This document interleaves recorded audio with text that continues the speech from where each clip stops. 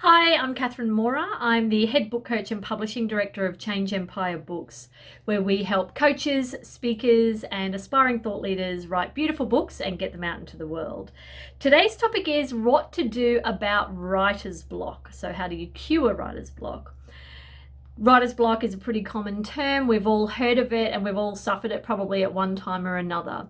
So the first thing to ask yourself is, are you looking at a blank page or are you looking at an outline? So one of the for sure things that I've seen many times is when you're looking at a blank page, writer's block is much more common because you look at the page and you think, oh my God, what am I supposed to be doing now?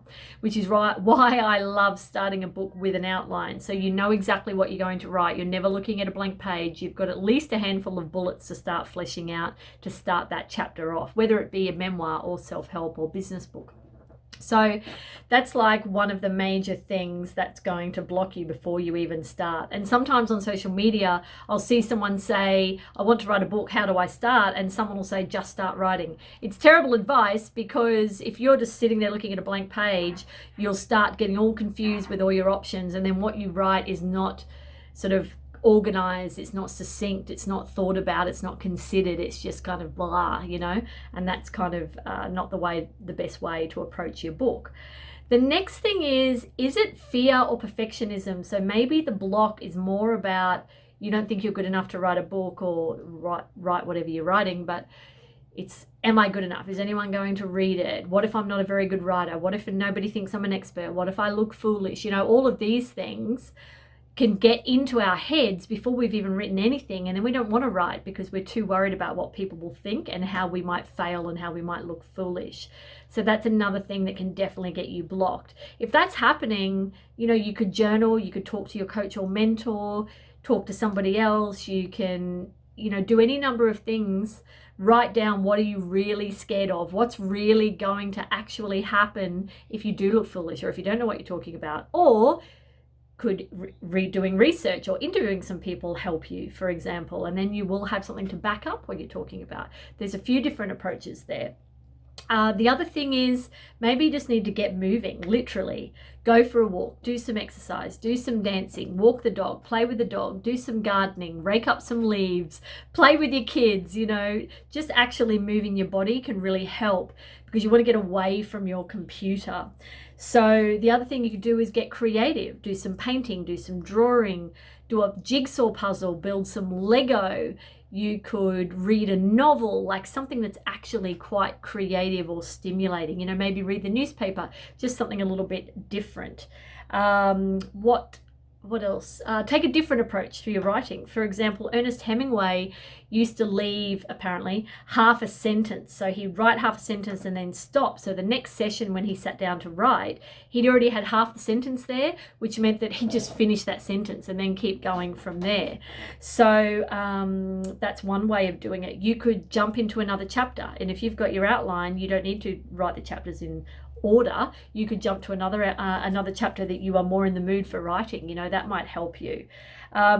The other thing that could help is actually establishing a routine. So do you have a writing routine? Stephen King, although he's writing fiction and most of my audience aren't writing fiction, it's the same concept, right? He said he sits down at 8 o'clock every day with his paper set the same way and his coffee sitting there and his this and that, and he has everything set up the same, and because it's a signal to his brain like, oh, okay, I need to write now. So I'll have clients who, once I encourage them to write a little bit every day rather than big blocks, they'll have their tea and toast and get all cozy, put their blanket on their lap, they've got their cat there or whatever, and they feel more inspired because they've created a scenario in their head where, okay, this is time to write. And your brain will know after a while. Not every day is going to be great, but your brain has an idea, okay, it's time to write the book now. The things that don't help are looking at screens and doing more. So, researching or looking at stuff on YouTube or surfing the internet or, that kind of thing where you're still on your computer and you're still sitting there. You need to get away from your desk or wherever you're writing from and actually change up what you're doing with your brain instead of doing the same type of thing. So For some people, they'll say journaling might help or something like that, or doing a different type of writing. But I feel like it's best if you get away from your computer. What also doesn't work, though, is waiting until you feel inspired, because nobody would ever finish a book if they only write when they felt inspired, because life is not that inspiring that often. So for most of us, there's a lot of, we have to prioritize writing a book because it's a priority to us. If you wait till you've got your muse, your book will be not written in 5 years' time. I've seen it countless times. Anyway, hopefully that was helpful. If you were blocked, maybe now you're not. PM me or comment below if you want to chat about your book. I'm going to pop a link below to my 45-step book writing and publishing checklist.